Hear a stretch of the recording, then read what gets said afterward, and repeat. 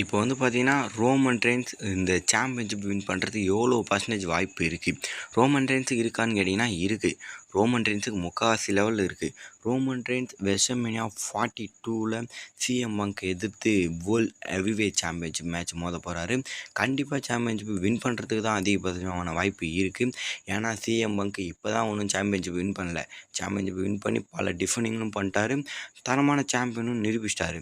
இப்போது அதெல்லாம் வச்சு பார்க்கும்போது இப்போ ரோமன் ரெயின்ஸ் அடுத்த கட்டத்துக்கு போகணும். ஏன்னா ரோமன் ரெயின்ஸ் ஒரு வருஷமாக சாம்பியன்ஷிப் இல்லை, சும்மா இருக்கார். எந்த ஒரு ஃபியூடும் இல்லை, தோத்துக்கினே இருக்கார். ரோமன் ரெயின்ஸ் இருக்க பவர் அப்படியே மெயின்டெனன்ஸ் பண்ணோன்னா அதை ரோமன் ரெயின்ஸுக்கிட்ட அந்த டைட்டிலை இப்போ கொடுத்தாகணும். அப்போ தான் பார்த்தீங்கன்னா கரெக்டாக இருக்கும். ஏன்னா அதுக்கு அடுத்து பார்த்திங்கன்னா சில விஷயங்கள்லாம் நடக்கும். ஆப்போசிட்டில் ரேண்டி ஆர்டன் பற்றியும் சில கருத்துக்கள் இருக்குது. அது போன வீடியோவில் சொல்லியிருக்கேன். மறக்காமல் நம்ம சேனலில் இருக்கும், போய் பார்த்துக்கோங்க.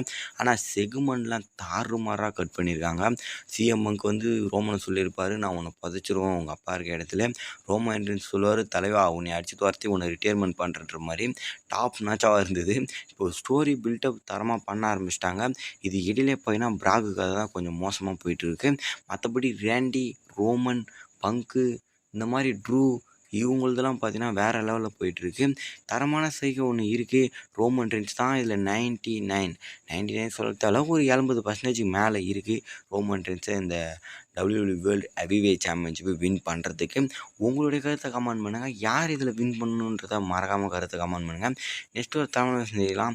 நிறைய பேர் சேனலில் பார்க்குறீங்க, சப்ஸ்கிரைப் பண்ண மாட்டேங்க. சேனலை சப்ஸ்கிரைப் பண்ணிட்டு பாருங்கள். வீடியோ ஒன்று வந்து சேரும். அது மாதிரி வீடியோ பாருங்கள், லைக் பண்ணிக்கோங்க. லைக் பண்ணால் தான் இன்னும் இருக்கிற நிறைய ஃப்ரெண்ட்ஸுக்கு ரீச் ஆகும். அப்போ தான் பார்த்தீங்கன்னா 4 பேருக்கு தெரியும். எனக்கு கொஞ்சம் மோட்டிவேஷனாக இருக்கும். இப்போலாம் பார்த்தீங்கன்னா ரொம்ப டல்லாகினே போகுது வீடியோஸும், நம்மளை பார்வையாளர்களும் முன்ன மாதிரி இல்லை. கொஞ்சம் கோஆப்ரேட் பண்ணுங்கள். நெக்ஸ்ட் தலைவலாம் பை கைஸ்.